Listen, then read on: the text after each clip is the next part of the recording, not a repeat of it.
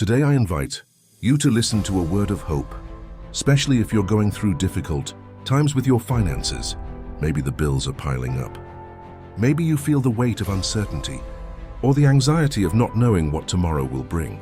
This video is for you, for those who feel the pressure and are searching for light at the end of the tunnel.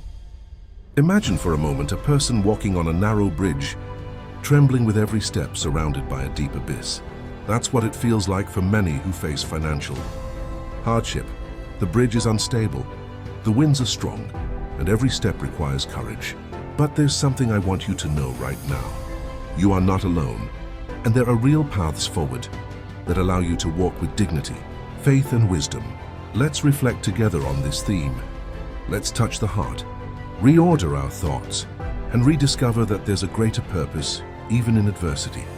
Because money, while part of life, does not define the value of your soul, the depth of your faith, or the strength of your dignity. At this first moment, let's acknowledge the pain. It's legitimate to feel fear, guilt, or shame. Maybe you've made difficult choices. Maybe you've faced unemployment. Maybe life just handed you a storm without warning. But this storm is not the end of your story. This is where we start turning our gaze towards something greater. Allow yourself to take a deep breath. Allow yourself to admit that things are hard. Allow yourself to embrace that feeling before you move toward transformation. Breathe in, breathe out. You are alive, you are here, and that alone is reason enough to be grateful. Even in the middle of the storm, life is still beating inside you, and something within you is looking forward. Let's walk together. Now I want to share with you the story of Maria. Maria lost her job at a company she loved. Suddenly, the paycheck that helped cover her bills disappeared. Rent, groceries, the kids' school. Everything turned into an anxious dance of delay and pressure.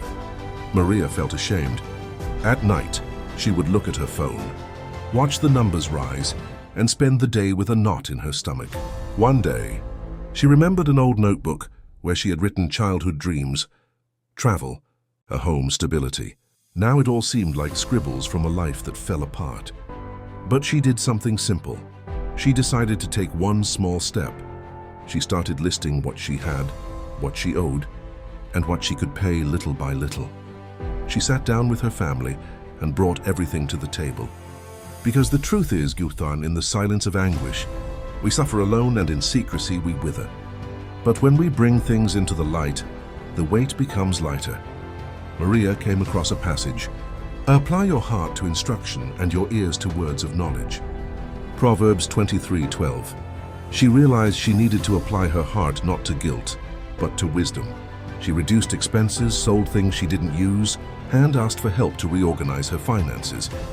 There are still debts. There are still fears. But now Maria walks with more clarity. This story is for you, the one scrolling on your phone, trembling at the numbers. There is a way out. There is a step forward. There is light ahead. When finances tighten, we're not only talking about bills, we're talking about self-esteem, the future, and our sense of worth. When money runs short, the fear of losing control creeps in. But control doesn't mean perfection. Control means clarity, and clarity brings back freedom. Today you can choose clarity. You can choose light.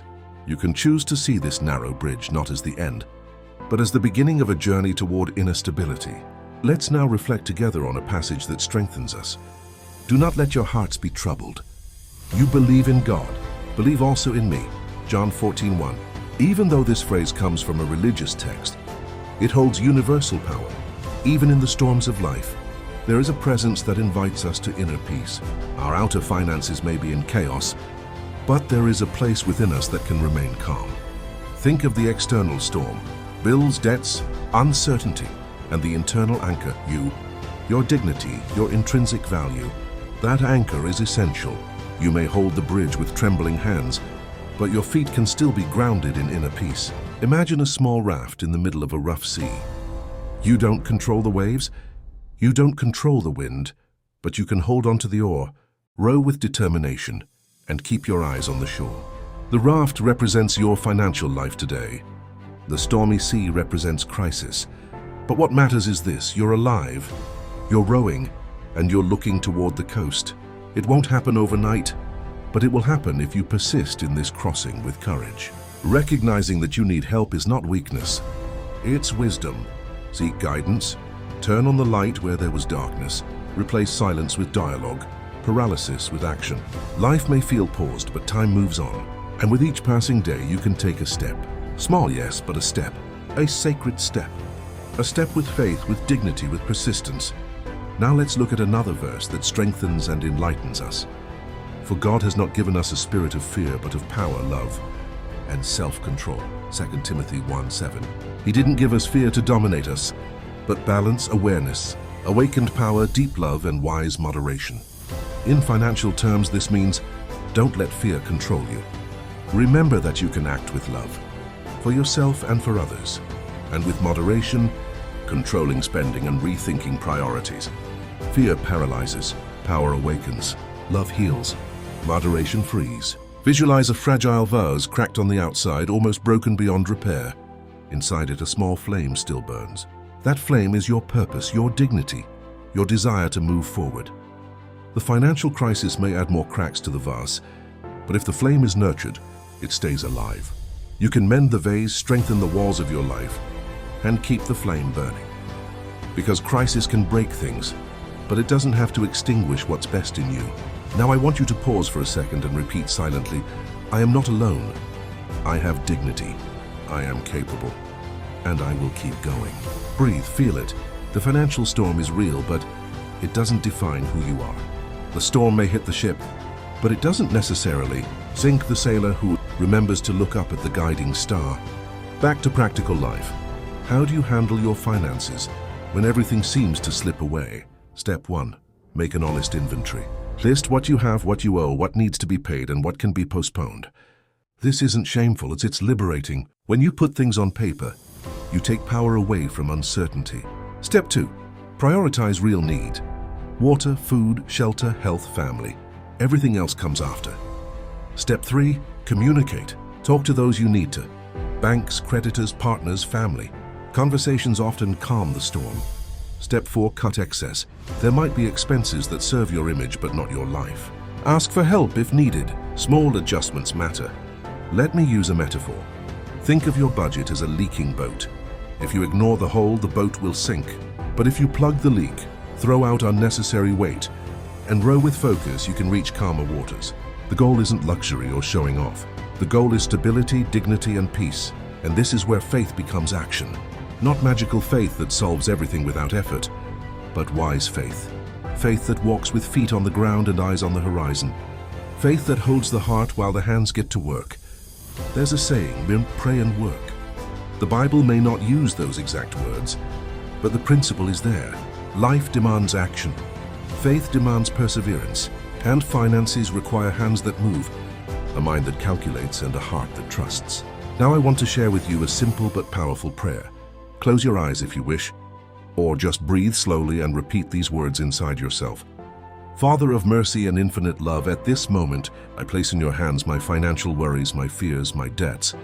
Grant me wisdom to decide, courage to act, and peace to wait when I must. Show me where to cut the weight, where to open the door of hope, and where to light the flame of the future. May I live with dignity, generosity, and moderation.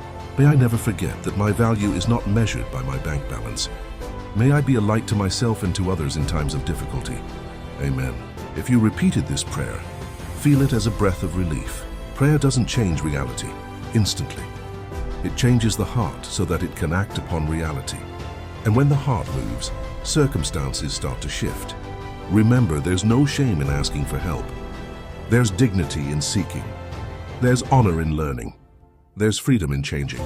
You've already taken the first step by watching this video. Now keep walking. Let's go back to another metaphor. Imagine an abandoned lot, full of weeds, rocks, and signs of neglect. That lot represents your financial life today. There's trash, leftover debris, unfinished corners. But you pick up a shovel, clear what's useless, plant new seeds, water them, and wait. With time, that barren land becomes a garden. It might not be a park of rare flowers, but it will have color, life, and fruit. That's how your finances can be. Today there may be weeds, stones, and pain, but you have the shovel and you have the seeds. With acceptance, patience, and consistency, you'll see growth. Meanwhile, take care of your mindset. Often the crisis isn't only external, it's internal. I can't. This isn't for me. I deserve to struggle. Those voices defeat you faster than the numbers do. Change the story in your mind. Replace it with I can. I'm learning. I'm moving forward. Refuse to be defined by what you lack. Define yourself by what can still grow. There's a verse that says, I can do all things through Christ who strengthens me. Philippians 4:13. It reminds us that even in weakness there is strength. Even in scarcity, there are resources. Even at the end, there is a new beginning. Don't ignore that truth. Let it echo inside you. Work, learn, ask for help, but never forget. The God of hope is with you, especially in the crisis. Now let's think about community. The financial journey often feels lonely, but it doesn't have to be. Sharing the burden makes it lighter. Talk to trusted friends, support groups, or professionals. When we handle our finances responsibly, we also create space to help others. A small donation of time, a kind word, a gesture of generosity, even something modest, can transform the meaning of money. Money can be a tool, not a tyrant. Money can serve, not enslave. Remember the verse, it is more blessed to give than to receive. Acts 20:35. That verse reminds us that when we move from survival mode to contribution mode, we rise in humanity. It doesn't matter if today you can only give a smile, a gesture, or a word. Generosity opens channels that debt tends to block. And while you're working to clear your financial life, also work to keep your heart open. Because the most genuine abundance flows in love, not just in numbers. I know sometimes it feels like we're running against time, breathless, chasing something that slips away. But here's the good news. Financial life isn't a sprint, it's a marathon. And the one who wins isn't the fastest. It's the one who remains constant. The one who, even tired, keeps walking, even if slowly, even if falling, even if crying, because every step counts. To close this video, I want you to make a simple commitment. Take a deep breath. Look at your situation with kindness, not judgment. Make a plan. Write down 3 actions for the next 30 days. Maybe cut an expense, negotiate a debt, talk to someone you trust. Write them in your notebook, mark them and track them. Make this a routine, not because you'll become rich overnight, but because you'll regain dignity, freedom, and peace, and that's already enough. Remember, it's hard now, but it's not forever. The journey you're walking right now can teach you something essential: to value what truly matters, to let go of distractions, and to trust the unseen while acting on what's visible. You're not just paying bills, you're transforming a part of your life, renewing your inner world, rebuilding new ground. If this video touched you in any way, I invite you to leave a comment, sharing what your first action will be. Share this with someone who needs this message. Subscribe to the channel so we can grow together as a community walking with purpose. Faith and financial freedom. Turn on the notification bell so you don't miss the next videos. May peace, wisdom, and steady action accompany you. See you in the next one.